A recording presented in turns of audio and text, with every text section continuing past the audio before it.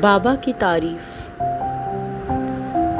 ہم زاویہ کے پیشتر پروگراموں میں بابوں کی اکثر بات کرتے ہیں، اور میں یہ سمجھتا ہوں کہ بابوں کی ڈیفینیشن سے یا ان کی تعریف سے یا حیت ترکیبی سے آپ یقیناً بہت اچھی طرح سے واقف ہوں گے، لیکن میرا یہ اندازہ بالکل صحیح نہیں تھا۔ میں آج آپ کی خدمت میں یہ عرض کروں اور اس کی ایک چھوٹی سی تعریف بھی کروں۔ بابا وہ شخص ہوتا ہے جو دوسرے انسان کو آسانی عطا کرے، یہ اس کی تعریف ہے۔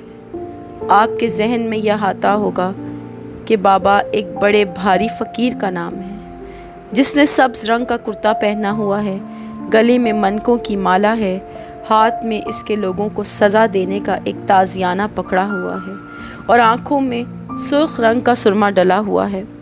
بس اتنی سی بات تھی۔ ایک 3 پیس سوٹ پہنے ہوئے، اعلیٰ درجے کے سرخ رنگ کی ٹائی لگائی، بیچ میں سونے کا بٹن لگے ہوئے ایک بہت اعلیٰ درجے کا بابا بھی ہو سکتا ہے۔ اس میں جنس کی بھی قید نہیں، مرد، عورت، بچہ، بوڑھا، ادھیڑ عمر نوجوان، یہ سب کبھی نہ کبھی اپنے وقت میں بابے ہوتے ہیں اور ہو کر گزرتے ہیں۔ لمحاتی طور پر ایک دفعہ کچھ آسانی عطا کرنے کا کام کیا اور کچھ مستقلاً اختیار کیا، اور ہم ان کا بڑا احترام کرتے ہیں۔ میری زندگی میں بھی کچھ بابے آئے ہیں اور میں حیران ہوتا ہوں کہ یہ لوگوں کو آسانی عطا کرنے کا فن کس خوبی سے، کس سلیقے سے جانتے ہیں۔ میری یہ حسرت ہی رہی اور میں اس عمر کو پہنچ گیا، میں اپنی طرف سے کسی کو نہ آسانی عطا کر سکا نہ دے سکا، اور مجھے ڈر لگتا ہے کہ آئندہ کبھی شاید اس کی توقع ہے۔ کوئی امید نظر نہیں آتی۔ جب ہم 3rd ایئر میں تھے تو کرپال سنگھ ہمارا ساتھی تھا، ہم اس کو کرپالا سنگھ کہتے تھے۔ بیچارہ ایسا ہی آدمی تھا جیسے ایک پنجابی فوک گانے والا سکھ ہوتا ہے، لال رنگ کا لباس پہن کے بہت ٹیڑھا ہو کے گایا کرتا تھا۔ ایک روز ہم لاہور کے بازار انارکلی جا رہے تھے تو اسٹیشنری کی دکانوں کے آگے ایک فقیر تھا۔ اس نے کہا، بابا اللہ کے نام پر کچھ دے دے، تو میں نے کوئی توجہ نہیں دی۔ پھر اس نے کہا کرپال سنگھ کو مخاطب کر کے کہ اے بابا سائیں تو کچھ دے دے۔ کہنے لگا، بھاجی اس وقت کچھ ہے نہیں۔ اس کے پاس واقعی نہیں تھا، تو فقیر نے بجائے اس سے کچھ لینے کے بھاگ کے اس کو اپنے بازوؤں میں لے لیا اور گھٹ کے جھپی دے دی۔ کہنے لگا، ساری دنیا کے خزانے مجھ کو دے دیے، سب کچھ تو نے لٹا دیا، تیرے پاس سب کچھ ہے، تو نے مجھے بھاجی کہہ دیا۔ میں ترسا ہوا تھا اس لفظ سے، مجھے آج تک کسی نے بھاجی نہیں کہا۔ اب اس کے بعد کسی چیز کی ضرورت نہیں رہی۔ تو جناب ان دنوں ہمارے سارے ہاسٹل کے لڑکے چوری چھپے سینما دیکھنے جاتے تھے، تو لاہور بھاٹی کے باہر ایک تھیٹر تھا، اس میں فلمیں لگتی تھیں۔ میں، اروندھا، غلام مصطفیٰ، کرپال سنگھ، یہ سب ہم گئے سینما دیکھنے۔ رات کو لوٹے تو انارکلی میں بڑی یخ بستہ سردی تھی، یعنی وہ کرسمس کے قریب کے ایام تھے۔ سردی بہت تھی۔ سردی کے اس عالم میں کوہرا بھی چھایا ہوا تھا۔ ایک دکان کے تختے پر پھٹا جو ہوتا ہے، وہاں سے ایک دردناک آواز آ رہی تھی، ایک بڑھیا کی۔ وہ رو رہی تھی، وہ کراہ رہی تھی اور بار بار یہ کہے جا رہی تھی کہ میری بہو تجھے بھگوان سمیٹے، تو مر جائے نہیں۔ مجھے ڈال گئی، اور وہ بہو اور بیٹا اس کو گھر سے نکال کے ایک دکان کے پھٹے پر چھوڑ گئے تھے۔ وہ دکان تھی جگجیت سنگھ کی۔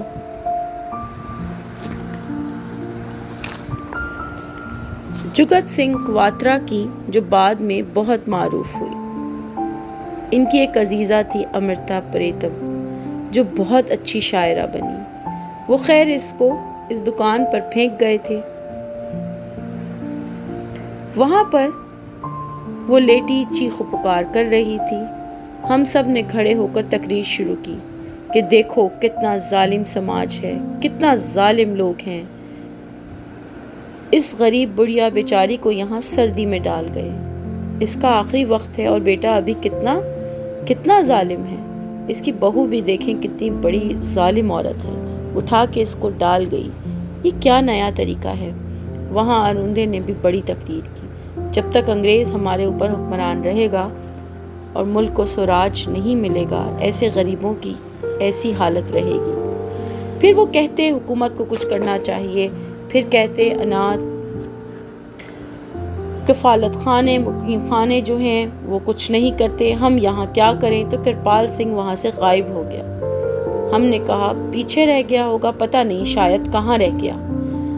تو ابھی ہم اپنی تقریریں کر رہے تھے، اس بڑھیا کے پاس کھڑے ہو کے کہ وہ بائی سائیکل کے اوپر آیا، بالکل پسینہ پسینہ سردیوں میں فک ہوا، سانس اوپر نیچے لیتا آ گیا۔ اس کے ہاسٹل کے کمرے میں چارپائی کے آگے ایک بڑا پرانا کمبل ہوا کرتا تھا۔ اس کے والد جو کبھی گھوڑے پر دیا کرتے تھے، وہ ساہیوال کے بیدی تھے، تو وہ بچھا کے اس نے اوپر بیٹھ کر پڑھتے وڑھتے بھی تھے۔ بدبودار گھوڑے کا کمبل جسے وہ اپنی چارپائی سے کھینچ کر لے آیا، بائی سائیکل پر لا کر اس نے بڑھیا کے اوپر ڈال دیا اور اس کو دعائیں دیتی رہی۔ اس کو نہیں آتا تھا کہ وہ طریقہ کہ کس طرح تقریر کی جاتی ہے، فن تقریر سے وہ بالکل ناواقف تھا۔ بابا نور والے کہا کرتے ہیں کہ انسان کا کام ہے دوسرے کو آسانی دینا۔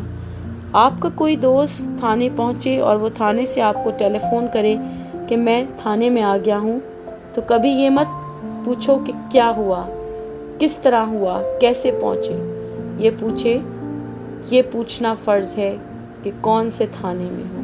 بس یہی ہے آسانی عطا کرنے کا طریقہ، اور یہ فن ہم نے آج تک نہیں سیکھا، نہ کسی کتاب سے، نہ ہمارے کورس میں، نہ ہماری کتابوں میں اس قسم کی چیزیں نہیں ہیں۔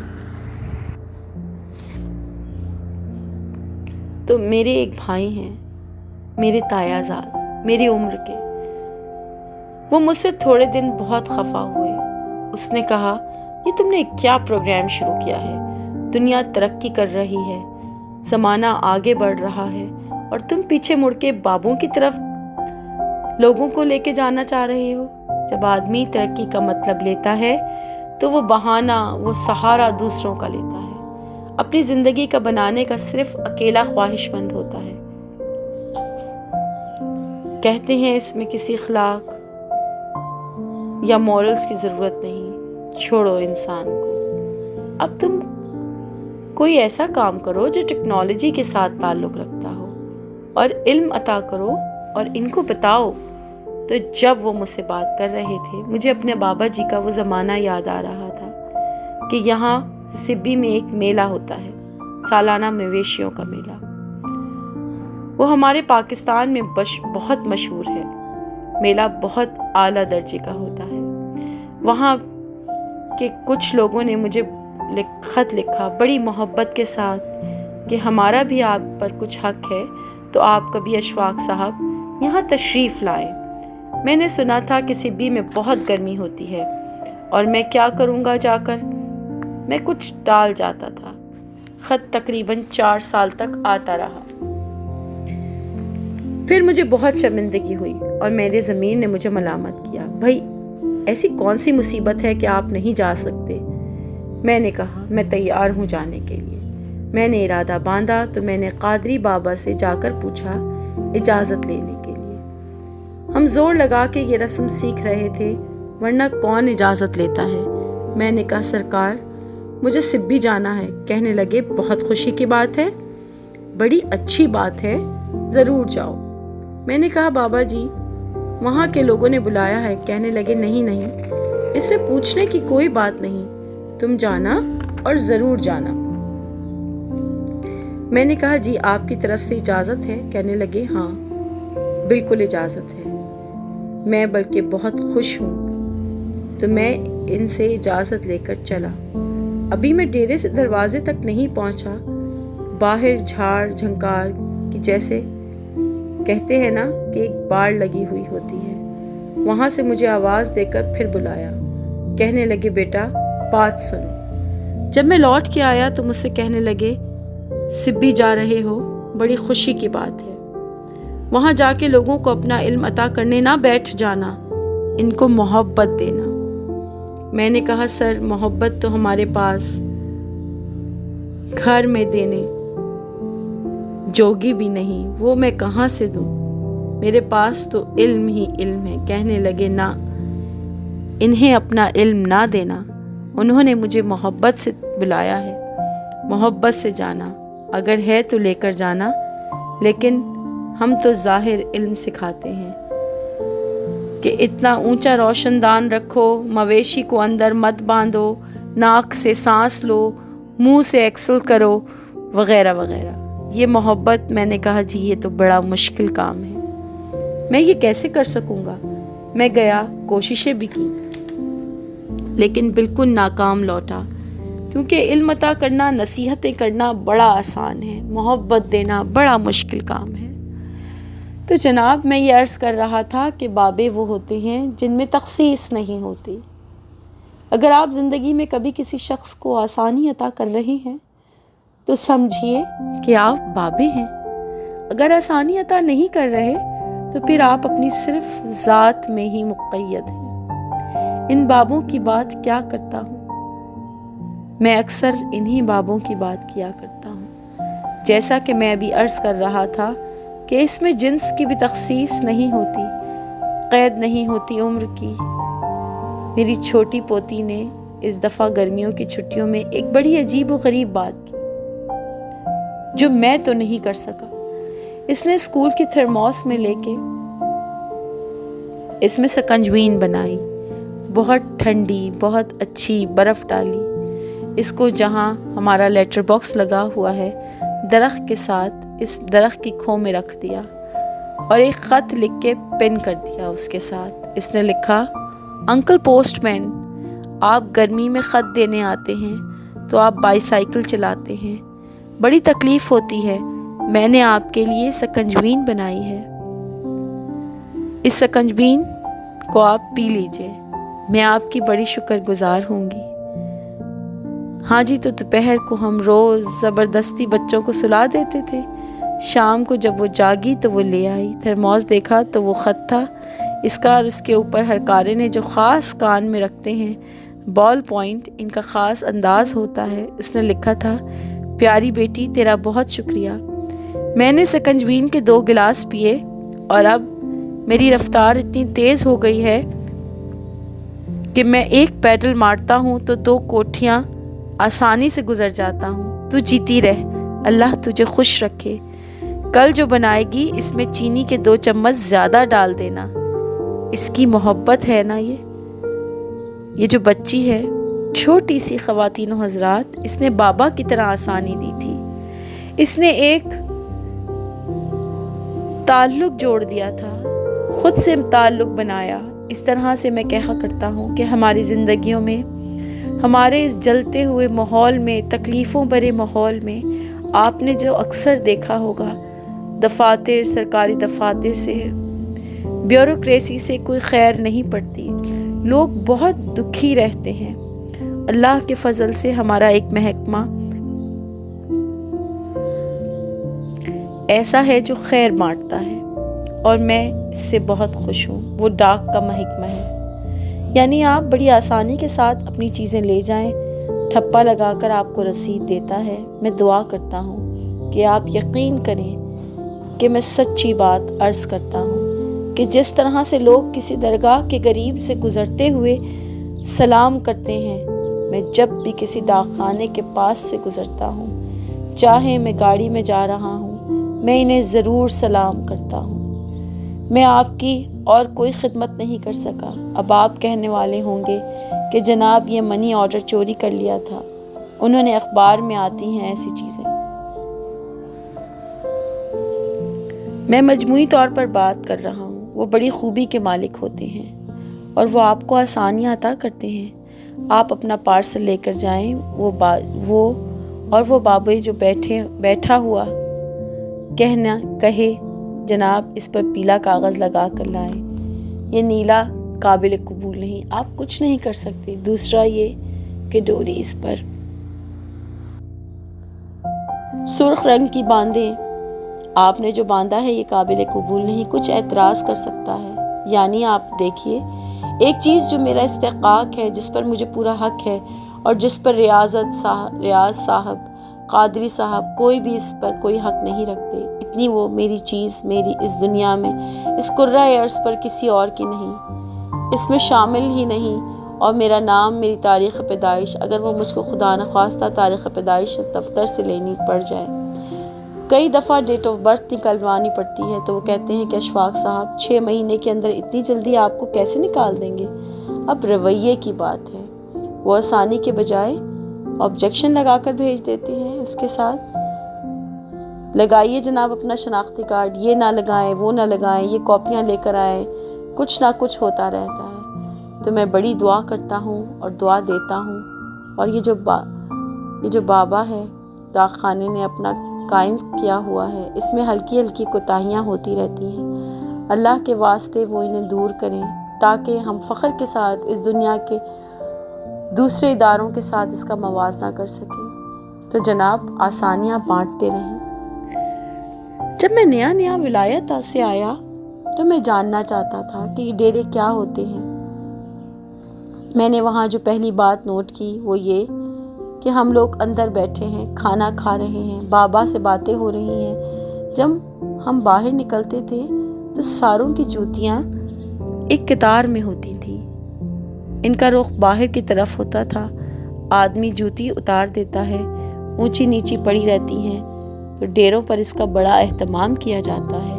میں نے جب دیکھا یہ مباح اچھا فعل ہے، لوگوں کی جوتیاں ٹھیک کرنا، اور مجھ میں کیونکہ تھوڑا سا استکبار تھا، گھمنڈ تھا کہ میں ولایت سے پڑھ کے آیا ہوں، بہت زیادہ کوالیفیکیشن ہے میری، عام طور پر میں شاید ایسا نہ کروں، تو میں نے بڑی ہمت کر کے لوگوں کی جوتیاں سیدھا کرنا شروع کر دی۔ یہ بہت مشکل کام ہے، لیکن میں نے زور لگا کے، آنکھ بچا کے، کیونکہ میری عزت کا بھی سوال تھا،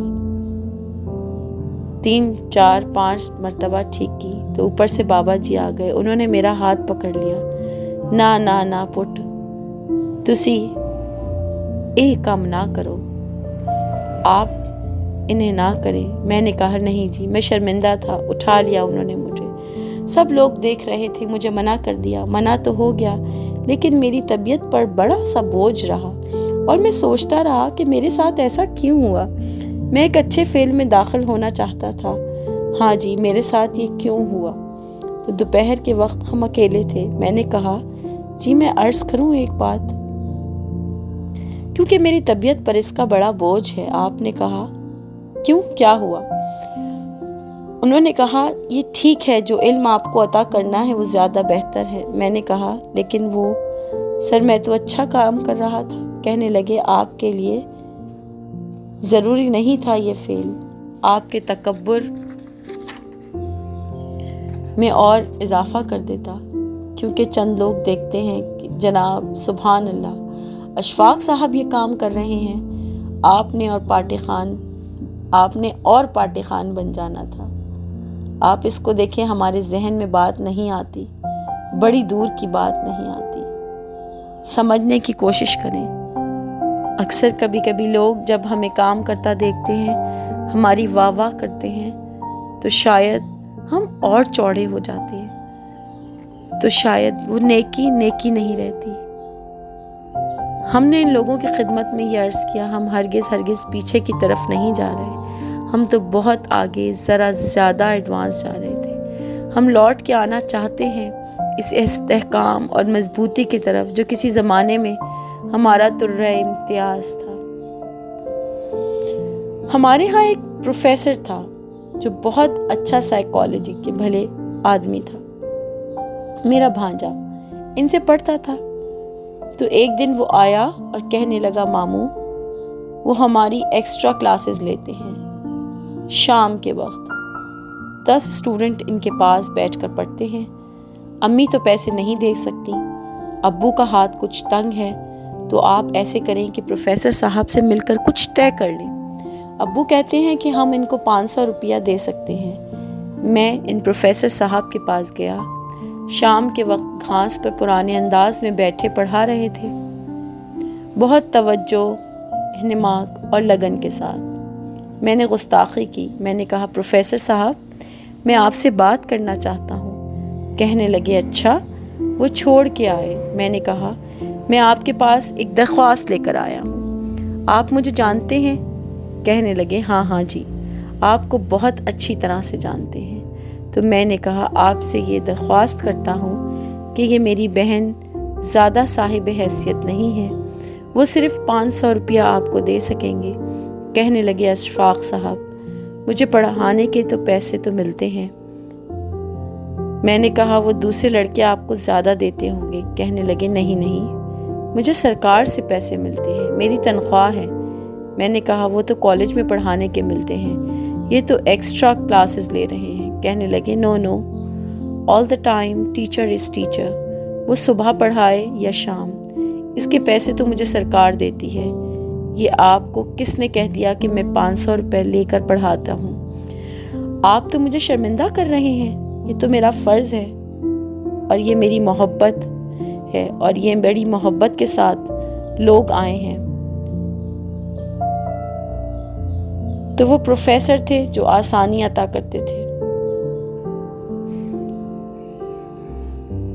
اور ان کے پاس اور کلاسیں آتی رہیں۔ میں ان کو دیکھتا رہا اور ان کو سلام کرتے جاتا رہا، کیونکہ وہ بھی ایک بابا تھا۔ جس طرح میری پوتی ایک بابا ہے، میں اسے سلام کرتا ہوں، ڈاک خانے کے لوگ ایک بابا ہیں۔ یہ ایک استعارہ ہے جس میں سچ مچ لوگ بھی ہوتے ہیں، لیکن ذرا سا جھٹکا اس لیے لگتا ہے کیونکہ اس میں اکثر کچھ غلط لوگ بھی آ جاتے ہیں، جعلی بندے شامل ہو جاتے ہیں۔ جس طرح کئی دفعہ کچھ ٹھگ بیچ میں شامل ہو جاتے ہیں، وہ فوجی میجر کی وردی پہن کر دکان چیک کرنے چلے جاتے ہیں، تمہارے کیا حساب کتاب ہیں، گلے میں کیا ہے، 1000 روپیہ کھسکا کے لے آتا ہے۔ تو آپ کو یہ نہیں کہنا چاہیے کہ وہ میجر ہے، وہ ٹھگ ہوتا ہے، اس لیے آرمی میں میجر کا رینک نکال دے۔ نہیں جناب، یہ بات نہیں، جو ٹھگ ہے وہ ٹھگ ہے، وہ اپنے انداز کا ہے، وہ ویسا ہی رہے گا۔ آپ کو اب یہ دیکھنا ہے، اور ذرا سا ان کا آسان ٹیسٹ یہ ہے جو اپنی ذات پر اپلائی کر سکتے ہیں۔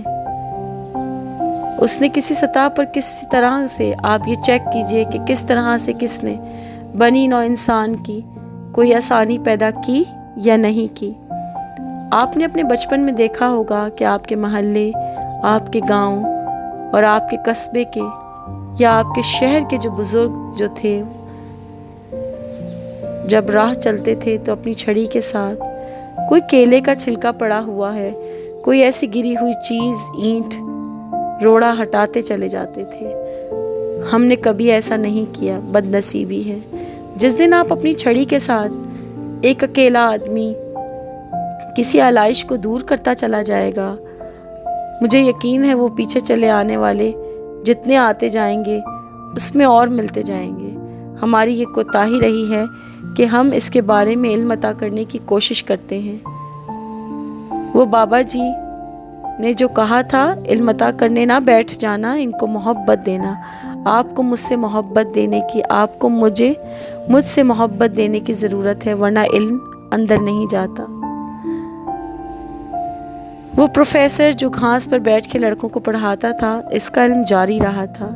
وہ اس لیے اس کے پاس ایک ایسا پڑھنالا تھا جو محبت کا تھا، اور پھسل پھسل کے لڑکوں میں داخل ہو رہا تھا۔ یہ اس کے بغیر نہیں ہوگا۔ تو جناب خواتین و حضرات، آج ہلکی سی وضاحت کرنے کی کوشش کی ہم نے بابے کی، اور آپ کے ذہن سے بہت سے شکوک میرے خیال سے دور ہو گئے ہوں گے۔ نہ ہوتے ہوں تو کوئی ایسی بری بات نہیں، شکوک کو ساتھ لے کر چلنا بھی اچھی بات ہے، کیونکہ شک جو ہے وہ خلاف ایمان نہیں، ایمان کا ایک حصہ ہے، کیونکہ اس کے ذہن میں شک پیدا ہوگا جو ایمان والا ہے، جو اللہ کو مانتا ہے، اس میں کوئی ایسی بات نہیں۔ لیکن مجھے خوشی ہے کہ ہر ہفتے آپ سے ملاقات ہوتی ہے اور کچھ ایسی باتیں ہوتی ہیں جو میں اپنے لیے جاننا نہیں چاہتا، کیونکہ یہ آپ کا حصہ ہے۔ اللہ آپ کو آسانیاں عطا فرمائے اور آسانیاں تقسیم کرنے کا شرف عطا فرمائے، اور آپ کے اندر کے بابے کو زندہ رکھے۔